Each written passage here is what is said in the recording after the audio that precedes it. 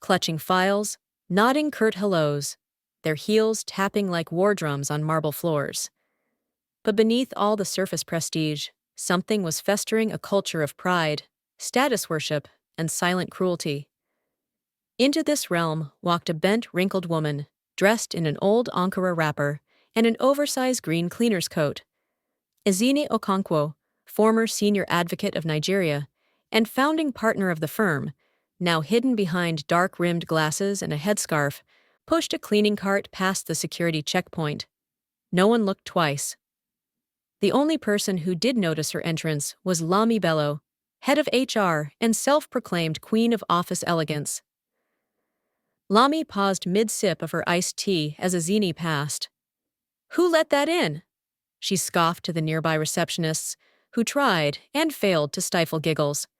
"Look at that fake Rolex," another whispered. "Trying to flex old money, please." Their laughter followed Ezinne down the hallway, like a pack of wild dogs. But the old woman said nothing. She moved like water, quiet, watching. A few minutes later, Lami and her circle cornered Ezinne in the restroom. "You think you can sneak into a place like this because of that second-hand watch?" one of them spat, poking at the old woman's chest. "It's just a watch," Ezinne replied gently. "Why does it matter to you?" That answer, simple and unbothered, lit their fury. Lami shoved her backward. The cart clattered against the wall. Gasps rose as others turned to look. "Enough!" a clear voice rang out. Amaka Onuoha, junior counsel and rising star of the firm, stepped forward with the calm poise of a seasoned queen. "She's doing her job. You, on the other hand, are acting like a secondary school mean girl," Amaka said, folding her arms. Lami sneered. "Look who's talking. The girl who got dumped and left with crumbs. Don't lecture anyone." Amaka's eyes narrowed. "I left him because he was cheating. I chose dignity over drama. You should try it sometime." Murmurs spread like fire as Lami and her clique retreated, defeated for the moment. Turning to Ezinne, Amaka's tone softened. "Are you all right, Ma?" "I am now," the old woman said with a smile that held secrets. "Thank you, my daughter." "Any time," Amaka nodded, brushing dust off Ezinne's wrapper. "We all deserve respect, whether we wear robes or rags." But what Amaka didn't know was that Ezinne Okonkwo had just found what she was looking for. Ezinne's return to Lagos had stirred the waters. Her grandson, Tunde Okonkwo, heir to the legal empire, was due to take the reins of the firm. But Ezinne didn't trust titles or CVs. She trusted people. And to truly see a person, you had to see them when no one thought they were being watched. Tunde, charismatic but famously private, had been raised by Ezinne after his parents' tragic accident. She knew his mind was sharp. He had attended Oxford, passed the bar in 2 countries, but she worried his heart had never learned to trust. So she came back not to watch from the boardroom, but to walk the halls as a nobody. And she'd found someone. That evening, Ezinne entered the cleaning staff's break room and found Amaka filling her water bottle at the sink. "Excuse me, dear," Ezinne said. Amaka turned, recognizing her. "Yes, Ma?" "I overheard your conversation. You're not married, right?" Amaka raised a brow. "I'm not." "Would you consider marrying my grandson?" Amaka laughed, taken aback. "That's kind, but I'm not looking for a husband right now. I've had enough heartbreak to last me 10 lifetimes." "Good," Ezinne said calmly. "That means you won't be fooled by the wrong one again." Amaka looked at her, curious despite herself. "My grandson is not like most men," Ezinne added. "He was broken young, and learned to heal with wisdom. He needs someone kind, someone grounded." "And he sent you to find her?" Amaka asked playfully. "No," Ezinne said, smiling faintly. "I came on my own. He doesn't know I'm here. Not like this." Amaka chuckled. "If your grandson is half as interesting as you are, maybe I'll think about it." And with that, the seed was planted. The next morning, a soft-spoken man with modest clothes and intelligent eyes entered the firm. "Hello," he said to the receptionist. "I'm the new intern. Name's Tunde." He didn't say Tunde Okonkwo. The same staff that fawned over power ignored him as he stood in the waiting area. Lami walked past, sniffed, and waved him off. "They're putting interns anywhere now," she muttered. But Azine, from a distance, watched and smiled. The game had begun. Okonkwo Partners Chambers, Lagos. The days that followed Tunde's arrival as a so-called intern were as predictable as they were revealing. People who wore smiles for partners wore sneers for juniors. Lami Bello led the unspoken caste system of the office interns fetched coffee.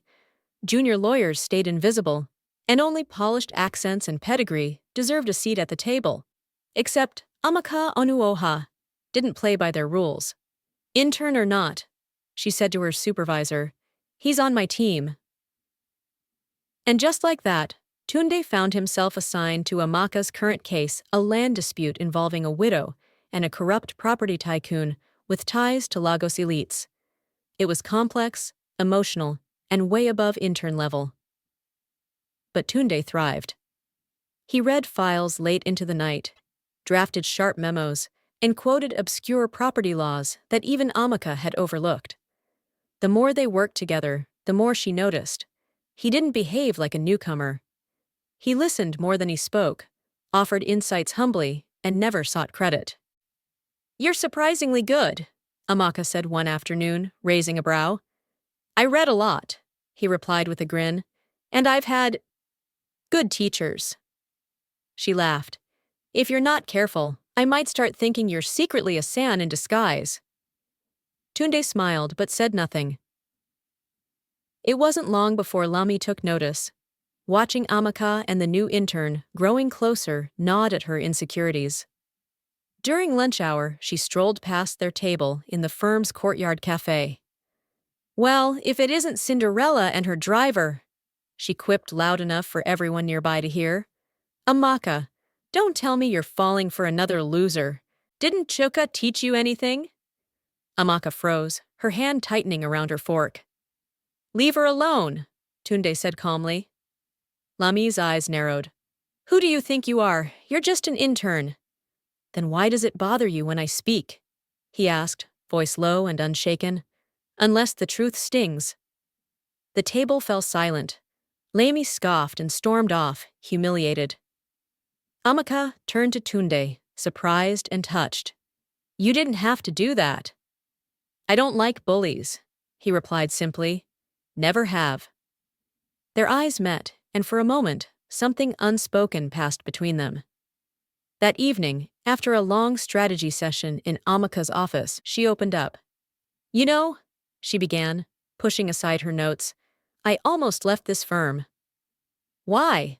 Tunde asked, looking up. "Because after Chuka humiliated me, I became invisible. No one trusted me with cases. People whispered. Even the partners stopped greeting me. Yet you stayed."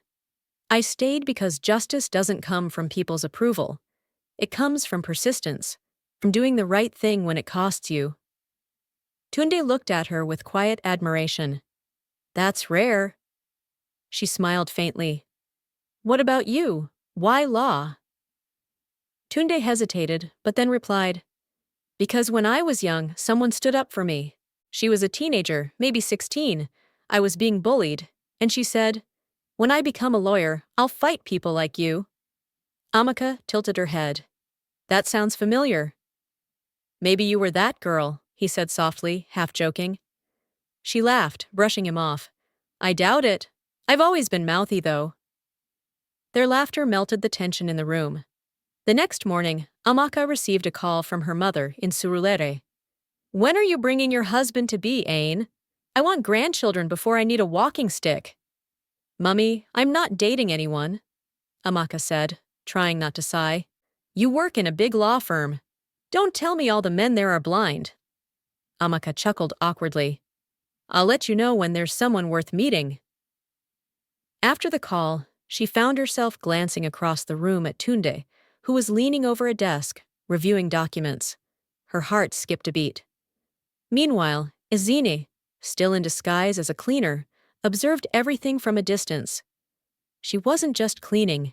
She was listening, watching, taking note of how Amaka offered her a bottle of water during breaks, how she checked on junior staff, how she never raised her voice unless necessary. Back at her small flat in Ikoyi that night, Ezine opened an old photo album. In it, pictures of her late son Tunde's father stared back. She touched the photo gently. "I found the one, Nina. She's not chasing wealth. She's not looking for status. She just wants truth." Unknown to the office, word had reached the firm's board that the mysterious heir, Tunde Okonkwo, would soon be arriving in Lagos to assess the firm. Rumors flew. "I heard he's a playboy." "No, I heard he's a monk." "Is he even real?" Only two people knew the truth. And one of them was about to shake the entire foundation of Okonkwo Partners. Weeks had passed since Tunde's arrival as the intern, and in that time, he and Amaka Onuoha had become inseparable professionally, and quietly, emotionally. They worked seamlessly, debated fiercely, and laughed easily, and yet, a storm brewed. The firm buzzed with whispers. Tunde Okonkwo, the elusive heir, was finally set to appear at the Lagos branch. His name alone ignited fantasies. "Whoever impresses him gets a shortcut to the top," one lawyer murmured over lunch. "Imagine being his PA, or even better, his wife," another whispered. Lami Bello stood by the corridor, arms folded, eyes watching Amaka laugh at something Tunde had said. Jealousy burned like acid in her veins. "That village girl thinks she's won," Lami sneered to her friend. "But I'll remind her who this place really belongs to." That same afternoon, Chuka Dibia, Amaka's ex, casually approached her in the office library. "Well, well," he drawled. "Looks like you found another stray puppy to adopt." Amaka didn't look up from her files. "You're still bitter I didn't let you cheat in peace?" Chuka's smirk faltered. "You're still the same, cold, uptight. No wonder you're alone." "Better alone than a backup plan," she said quietly, turning a page. Tunde, who had walked in just in time to hear Chuka's parting jab, waited till the man left, then approached. "You okay?" he asked. Amaka exhaled. "He's just noise." "You're more than okay," Tunde said. "You're the most focused person here. They can't touch that." She looked at him then, really looked, and for the first time, her guard slipped. "Thank you, Tunde," she whispered. That night, Ezine Okonkwo invited Amaka to her modest apartment under the guise of needing help with a heavy water dispenser. "You didn't have to come," Ezine said, smiling as Amaka arrived. "But I'm glad you did." "Of course, Mama. You shouldn't be lifting these things," Amaka replied, already moving toward the water tank. As they sat afterward, drinking zobo on the veranda, Ezine said softly, "Do you believe two broken people can heal each other?" Amaka looked surprised. "I suppose they can, if they don't pretend they're not broken." Ezine nodded, pleased. Then she said, "Would you still marry a man if he had no money, no name, but had kindness, consistency?" Amaka chuckled. "Mama, you've asked me this before." "I'm asking again." Amaka was quiet for a while. "Maybe. I don't know. My heart's been through war, Mama. I want peace now." Ezine smiled. "Then you need someone who brings calm, not chaos." Then she stood and added quietly, "And sometimes, the one sweeping the floor may own the house." 2 days later, Amaka's mother called again. "Your cousin is getting married next month. I'm not going alone.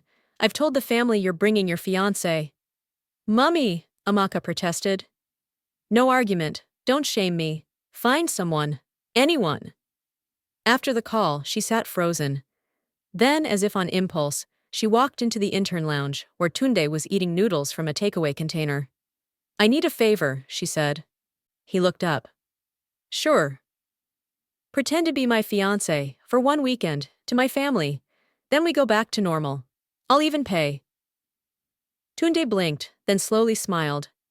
You're offering me a fake promotion? I'm offering you temporary insanity, she said flatly. He chuckled. Only if I get to wear matching aso-ebi. Amaka stared, then laughed. Deal, she said. Meanwhile, Lami Bello had not been idle. She had overheard enough to know something was brewing between the intern and Amaka. Her pride wouldn't allow it. Late one evening, she sneaked into the team's shared drive and downloaded confidential drafts from Amaka's folder. With a few alterations, she forwarded them anonymously to a rival firm. Then she began to spread whispers. I hear Amaka's been leaking case files, probably trying to impress some sugar daddy. It didn't take long for the rumors to take root. In the middle of it all, Tunde and Amaka grew closer. One night, after working late, the office elevator got stuck between floors. With only emergency lights flickering, they sat on the floor, shoulders touching. You ever think about what you want in 10 years? Amaka asked softly. Tunde nodded. Peace, family, a home that's quiet and safe. Same, she murmured. Then she looked at him. But I also want truth. No lies, no masks. Tunde's heart skipped. He wanted to tell her then, everything, who he really was, what Ezini's plan had been, that his name was not just Tunde. But he didn't. He was afraid the truth might break what they were only beginning to build. The air in the office was thick with tension. Files were being shuffled. Emails pinged relentlessly. But the real noise wasn't digital. It was whispered behind coffee cups, murmured at printers, smirked across cubicles. Did you hear? They say Amaka leaked client files. She might be arrested. Tisk. All this forming integrity, and see now. Amaka Onwoha walked through the corridor like someone wading through mud. Her heels were steady, but her heart pounded. When she entered her office, she found Tunde already waiting, holding a printout in his hand. What's this? She asked. Someone sent this to HR, he said, handing her a doctored email. It bore her name, her signature, but not her words. Amaka's eyes widened as she scanned it. This is fake. I know, Tunde replied, but it's been forwarded to the board. Her throat tightened. They think I betrayed the firm. And by extension, he added, the Okonkwo legacy. Later that day, James Aluko, assistant to the real CEO, arrived in Lagos from Abuja. He entered the office confidently in a designer suit and introduced himself at the front desk. Good morning, he said. I'm Tunde Okonkwo. Lami Bello practically sprinted from her office when she heard. She threw on her brightest lipstick and approached him like a cat stalking silk. Welcome, sir, she said, offering her hand. We've been so eager to meet you. James shook her hand, amused. I'm here to observe. I'll be keeping things discreet. Of course, Lami cooed. Anything you need. Meanwhile, the real Tunde, still in his modest attire, watched from a quiet corner of the lounge, invisible once again. That evening, Tunde met with Ezine in her Ikoyi apartment. It's time, Grandma, he said. I have to tell Amaka the truth. She won't take it well, Ezine warned. She deserves to know, he replied. I can't keep asking her to open up when I've been hiding who I am. Then tell her with your heart, she said, not your title. The next morning, Amaka arrived early at the office, eyes puffy from a sleepless night. As she made her way to the records department, she paused by the conference room. Inside, she heard voices. I can't keep lying to her, said Tunde's voice. But sir, James responded, if she reacts badly, the board will question your judgment. I don't care, I love her, Tunde said. Silence. I am Tunde Okonkwo, CEO. The whole intern setup was to observe quietly, but Amaka, she's not just part of the firm now, she's part of me. Amaka froze. Her breath caught. Her knees buckled slightly. He had lied, not just to the office, but to her, the one person who had trusted him blindly. That night, in her Surulere apartment, Amaka waited in silence. When Tunde knocked, she opened the door without a word. He stepped in slowly. "I'm sorry," he began. "I should have told you sooner." "Why didn't you?" she asked, arms folded. "I was afraid that if you saw me as that man, you'd see a legacy, not a person." "I fell for you because you weren't that man," she said bitterly. "Because I thought you understood what it meant to earn things without a name to open doors." "I still do," he said softly. "I wasn't playing you, Amaka. Everything I felt, everything I said, was true." She turned her face away, blinking back tears. "But the foundation was a lie," she whispered. And that was the wound he couldn't defend. In the background, Lami Bello was busy painting Amaka as a traitor. She held anonymous tips, presented fake correspondence, and pushed HR to escalate the matter. But Izini, watching from the shadows, began piecing things together. With help from James and a discreet IT consultant, she traced IP logs, download activity, and email edits. The truth was brewing, and it had Lami's name all over it. But Izini didn't move yet. Because some battles needed both truth and timing. Days passed. Amaka returned to work, her movements mechanical. Tunde kept his distance, respecting her space. Still, their eyes met too often. She couldn't forget the way he held her when he cried about her ex. She couldn't forget his warmth when he spoke of justice. But now, every memory felt tainted by disguise. One night, she whispered to herself in her tiny kitchen, "I wanted a man who had no masks. Instead, I married a man who had them all." Because what she hadn't told anyone, not even her mother, was that they had already signed the registry as part of the fake fiancé act, and it had become real. The elevator doors opened, and silence fell over the lobby as Amaka Onuoha stepped out. Her head was held high, her face unreadable, but the firm was buzzing with quiet chaos. Over the weekend, anonymous accusations of data leakage against her had reached the executive committee. An internal panel had been assembled. HR had summoned her for a formal hearing. Lami Bello, dressed in her sharpest suit, strutted past with a satisfied smirk. "Try to look professional, Onuoha," she whispered as she passed. "Maybe they'll go easy on you." Amaka said nothing, but her hands tightened at her sides. In the high-floor boardroom, the most senior members of the Lagos branch gathered. James, still publicly playing the role of Tunde Okonkwo, sat at the head. Amaka sat alone at the opposite end, flanked by an HR rep. Evidence was presented. Doctored emails, timestamps, a trail of fabricated communications with a rival firm. Amaka's heart pounded. Every lie hit like a slap.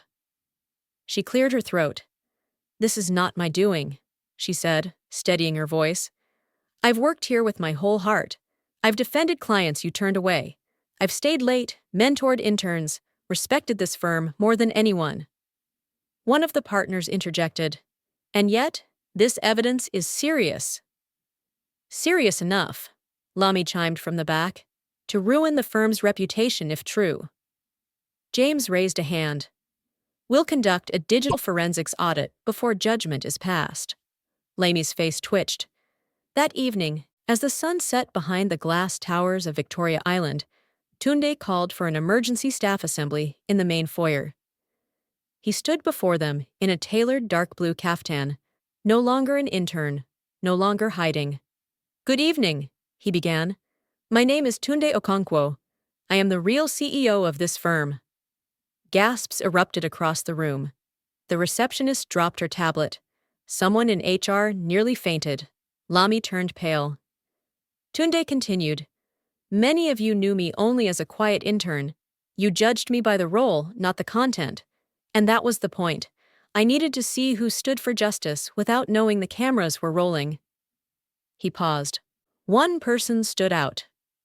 He looked directly at Amaka. She defended an old woman she thought was a cleaner. She helped a stranger fight a land injustice. She built this firm's dignity, one case at a time. Then his voice hardened. And now, she's been framed. Ezina Okonkwo stepped forward from the crowd, dressed simply, but glowing with quiet power. She held a file and a USB stick. This contains metadata logs, access timestamps, and internal server paths. It proves that the documents were tampered with by Lami Bello. The room shifted. James added, not only that, but she colluded with an external contact, Leila Otunba, to discredit Amaka and sabotage the firm's upcoming case. Lami's voice cracked. That's a lie. This is revenge. You're free to get your own lawyer, Tunde said, but you're hereby suspended pending criminal investigation. Two security guards stepped forward. Lami tried to lunge toward Amaka, screaming, You think this makes you better? You'll never belong here. But Amaka didn't flinch. She simply said, I never tried to belong. I came here to fight for truth. You came to fight for status. Lami was escorted out. The firm was silent. Then someone clapped. Then another. And soon, the entire floor echoed with applause for Amaka. That evening, Amaka sat in the garden behind the firm, staring up at the stars. She barely heard Tunde approach. Your name is cleared, he said softly. The board has even offered you a promotion. I don't care about titles, she murmured. I needed the truth to come out. He sat beside her. You were right. I wore masks. I feared the power of my name would change how people saw me. But I didn't realize it would hurt the one person who saw me clearly. She turned to him. You should have trusted me. I do now, he said. I trust you more than anyone. Silence fell. Then she said, And what about us, after everything? He took her hand gently. I don't want a firm without you in it. I don't want a future without you beside me. The wedding may have started as a performance, but I'd give anything to make it real.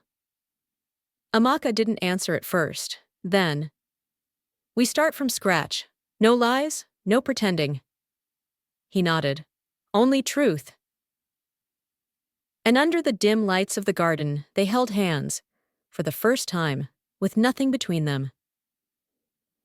The air smelled of hibiscus and burning frankincense. Birds chirped softly in the morning trees. Amaka sat beside Ezina, both women sipping tea in silence. So, Ezina said, you cleared your name. You could have left it there. I almost did, Amaka admitted. But then I looked at Tunde and realized I hadn't just been angry with him for lying. I was angry that I'd started believing no good thing could ever last for me. Ezina turned to her, eyes warm. Do you love him? Amaka nodded softly. Yes, but I won't love anyone who makes me hide myself. Ezina smiled. Then love him with your whole self, not the scarred self, the full self. That evening, Tunde took Amaka on a quiet walk along the Lekki shoreline. No photographers, no pretense, just the rhythmic hush of the waves. I never asked you properly, he said. She raised an eyebrow. Asked me what? He stopped walking, turned to her, and from his pocket pulled a slim ring box made of carved ebony wood. This time, no disguises, no arrangements, just a man asking a woman he deeply admires. He opened the box, a simple gold ring with a single drop of ruby shaped like a tear. To choose him freely. Amaka stared at the ring for a moment, then back at him. Yes, she whispered. He slipped the ring on her finger. I don't want a grand wedding, she said. Not now. I want peace and realness. We can elope, he joked. She grinned. We already did, technically. They laughed and kissed, deeply, finally, honestly. Meanwhile, across town, a storm brewed. Leila Otunba, the polished socialite, whose name once echoed in upper-class Lagos circles, had not taken her public humiliation lightly. Her alliance with Lami Bello may have failed, but her pride had not. With her family's deep-pocketed influence, she launched a subtle PR campaign, painting herself as the discarded woman of Tunde Okonkwo.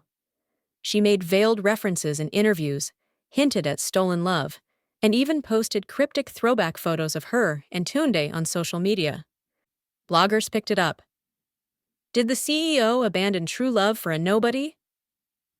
Inside the billionaire's betrayal, was it pity or passion? Amaka, scrolling through these headlines one night, felt her stomach churn, not out of fear, but out of exhaustion. Tunde found her in the living room. "You saw them," he said. "I did," she replied. "Do they matter?" He shook his head. "Only if you let them." Amaka looked at him. "Then let's own the truth, publicly." The next day, at a charity gala organized by Okonkwo Partners, Tunde took the stage during his welcome speech. He was poised, calm, every inch the CEO, but this time, without masks. "I want to address something beyond law and legacy," he said, glancing across the hall where Amaka sat beside Azine. "I want to speak about love, about honesty, about how the most meaningful titles we hold are not in our firms or our families, but in our hearts." He paused. "I am married, and I'm proud to say that I didn't fall in love with a pedigree or a past. I fell in love with a woman who fights for the voiceless, who challenges power, who saw the man in me long before the name." Gasps rippled through the audience. Amaka stood slowly. Tunde extended his hand, and the entire hall watched as she walked toward him, not just as his wife, but as his equal. They stood there, hand in hand, unshaken, unapologetic. In the weeks that followed, Amaka became the quiet center of firm admiration. She didn't flaunt her new position. She took on mentorship roles, led pro bono projects, and helped junior staff who once mocked her. One afternoon, an intern named Doyen nervously approached her desk. "Ma," he stammered, "how did you stay strong when they tried to ruin you?" Amaka looked up. "Because I knew I wasn't what they said I was," she replied, "and because someone believed in me, even when I stopped believing in myself." She glanced through the glass at Tunde, who was leading a meeting down the hall. "And now, I return that belief to others. That's how we win, not by power, but by passing on courage." Rain tapped gently on the glass windows, as most of the staff had gone home. Tunde was still at his desk, finishing up proposals for a justice reform initiative Amaka had been pushing. He smiled as he picked up a framed photo of them from the gala, her eyes laughing, his gaze grounded. Suddenly, his office door opened, without knocking. Leila Otunba. She wore a flowing designer abaya, her makeup perfect, her lips curled in the kind of smile that concealed a storm. "Tunda," she said smoothly, "I came to say goodbye." Tunde stood, startled. "Leila, you shouldn't be here." "I won't be staying long," she said, stepping in with a bottle of French wine. "A parting gift. For what we once were, no bitterness." She placed 2 glasses on his table and poured the wine expertly. "I won't drink," Tunde said cautiously. "I don't mix work and wine." Her smile faded just a little. Always so careful, even now. She raised her glass and took a slow sip. "Drink with me, for old time's sake." But before he could respond, a knock came at the door. "Amaka." She stepped in and instantly froze at the sight of Leila. "I thought you'd gone back to Abuja," Amaka said quietly. Leila chuckled.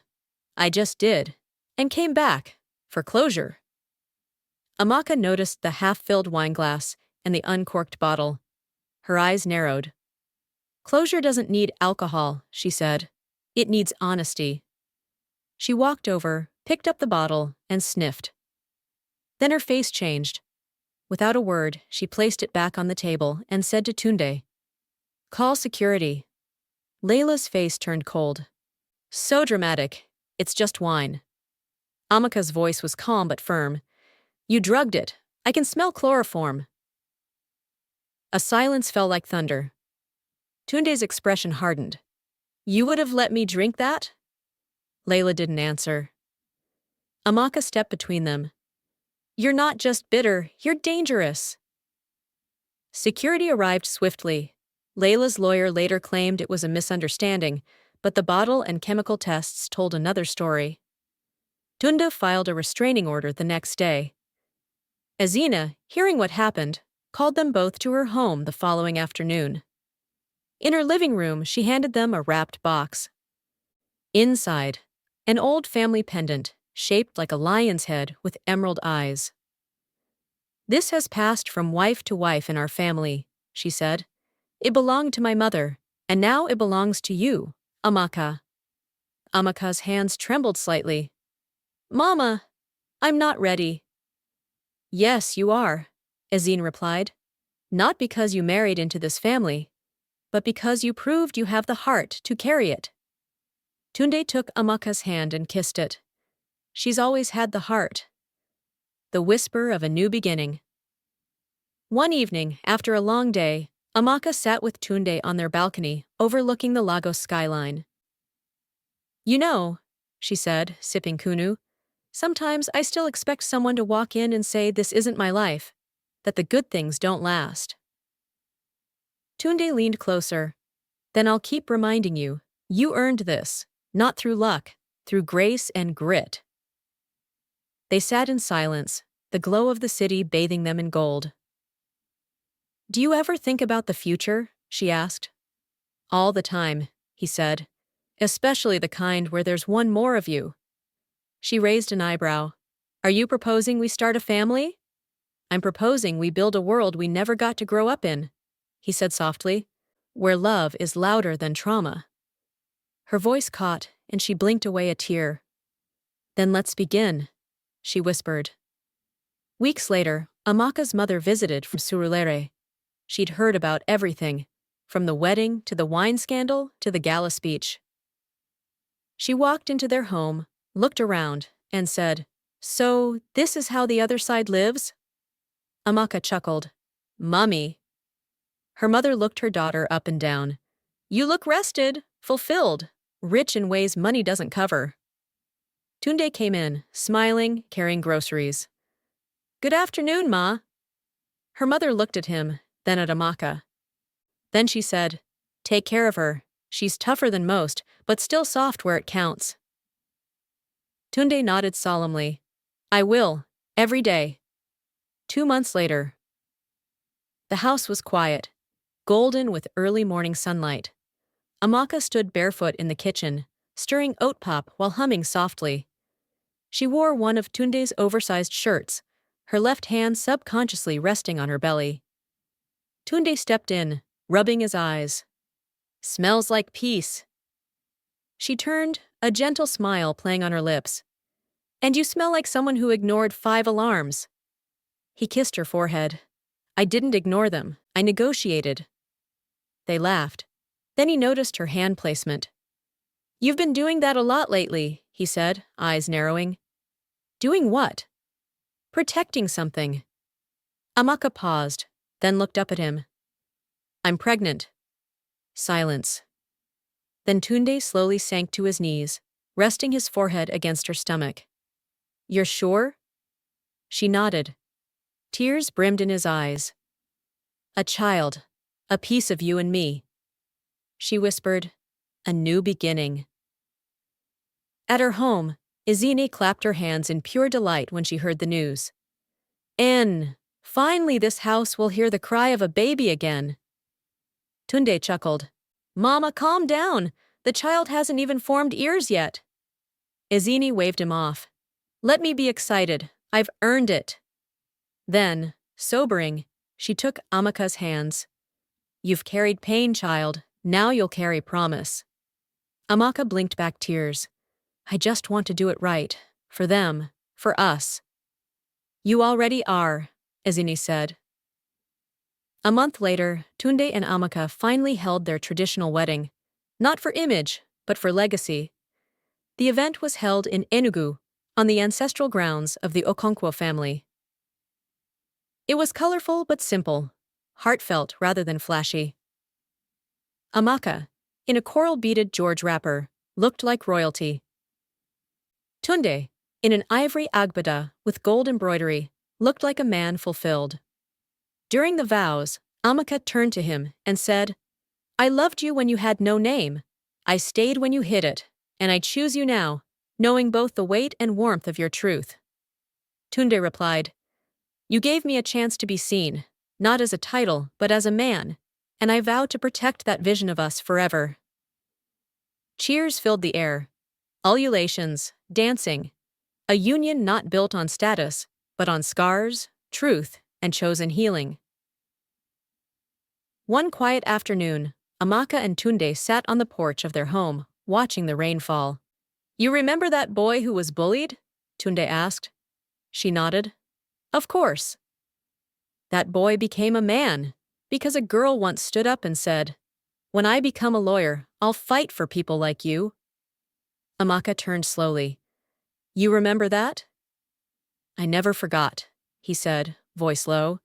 "You didn't just save me from bullies. You gave me a reason to become someone better." Her throat tightened. "And now?" she asked. He smiled, placing a hand on her pregnant belly. "Now I'll raise a child who knows that kindness is power." As the seasons shifted, so did their lives.